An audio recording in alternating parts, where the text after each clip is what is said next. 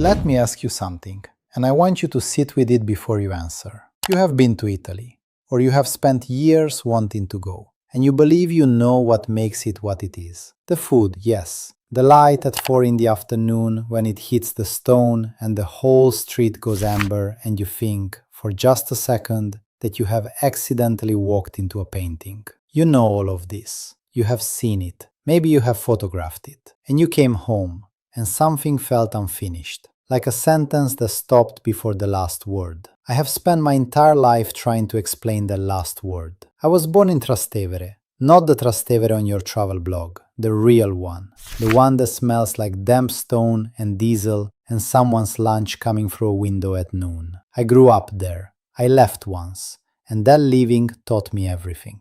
Most people visit Italy like they are solving it. 10 days, a list, a rhythm borrowed from the guidebook. The Colosseum on Tuesday, the Vatican on Wednesday, a cooking class somewhere in Tuscany where a cheerful woman shows you how to make pasta and you leave feeling like you have touched something real. You haven't. I'm not saying this to be cruel.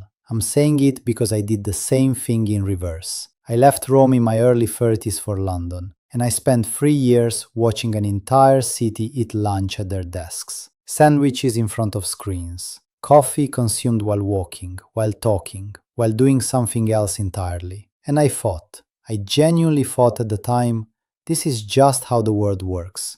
This is efficiency. This is modern life. Then I came home. I walked back into my mother Julia's kitchen, and she had already set the table. She hadn't asked when I was arriving. She had simply assumed that whenever I arrived, there would be food. The bread was from that morning. She never bought afternoon bread, not once in her life. She thought it was a kind of defeat. And there was a carafe of wine and the smell of something on the stove, and I sat down and I didn't speak for a long time. I just ate. And somewhere between the first bite and the second glass of wine, I understood that I had been living for 3 years in a country that had genuinely forgotten what a table was for. You are moving too fast. I know. Everyone says this about Italy. Slow down. Enjoy the moment. Stop and smell the rosemary. It sounds like something on a linen cushion in a gift shop near the Pantheon. But I mean something harder than that. Something that actually costs you something. There is a Roman understanding of time. Not just Italian, Roman specifically, that has no clean translation. Dolce far niente, the sweetness of doing nothing. Not an app, not scrolling through your phone in a piazza. An actual, practiced, almost stubborn commitment to being somewhere without agenda. Watching a fountain, listening to a plastic chair scrape across cobblestone, letting an hour pass without producing anything.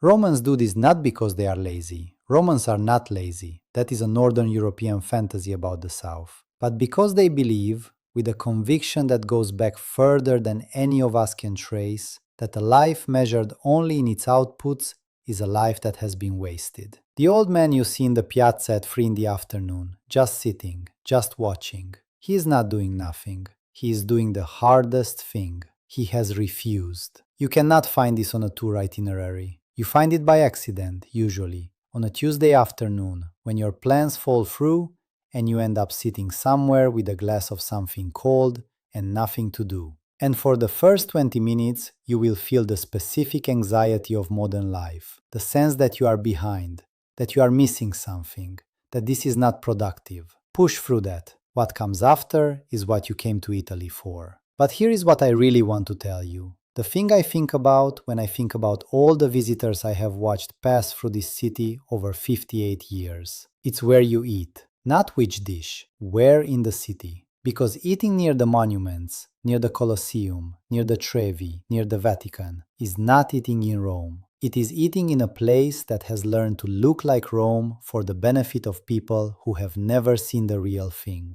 The menus have photographs. The tablecloths are red and white. The waiter speaks English before you open your mouth. There is nothing wrong with any of this, and the food will be fine, and you will feel like you have had an Italian meal. You have not. I was 12 years old when I suggested to my mother that we eat near the Colosseum after a long day in the city. She looked at me. Once. She didn't say anything. We went home and ate at the kitchen table with the yellow illy tin on the shelf and the sound of the street coming through the open window. I have thought about that look for 46 years. It wasn't contempt, it was something more patient than contempt. It was the expression of a woman who knew exactly what she believed and had no interest in explaining it to someone who wasn't ready to hear it yet. What she believed, what Romans believe in their bones, is that eating is not refueling, it is convivialita, the act of choosing to be at a table with other people, present, unhurried, belonging to that hour completely.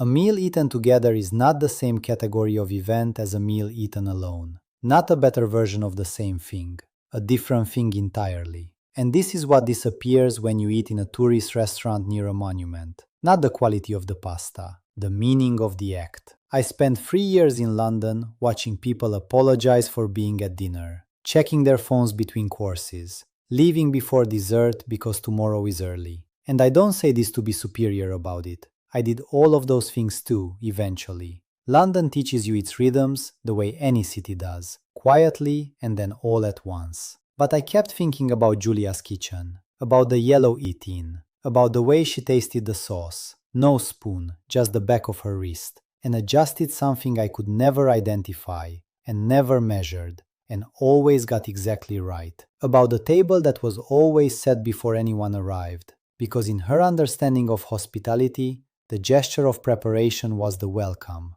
not the words. The word decided somewhere that a meal is a transaction. Italy never agreed. Italy has been stubbornly, almost defiantly, refusing to agree for 2000 years. And the reason you feel something shift when you sit at a Roman table, when you find the right one, the one without the laminated menu and the photographs, is not the food. It is that you are briefly, unexpectedly, inside a culture that still means it. Italy hasn't forgotten how to live. It's just been waiting for you to stop long enough to sit down. Salute. Comment Roma below, and I'll send you what Giulia knew, the unwritten rules of the Italian table that no guidebook has ever had the patience to write down.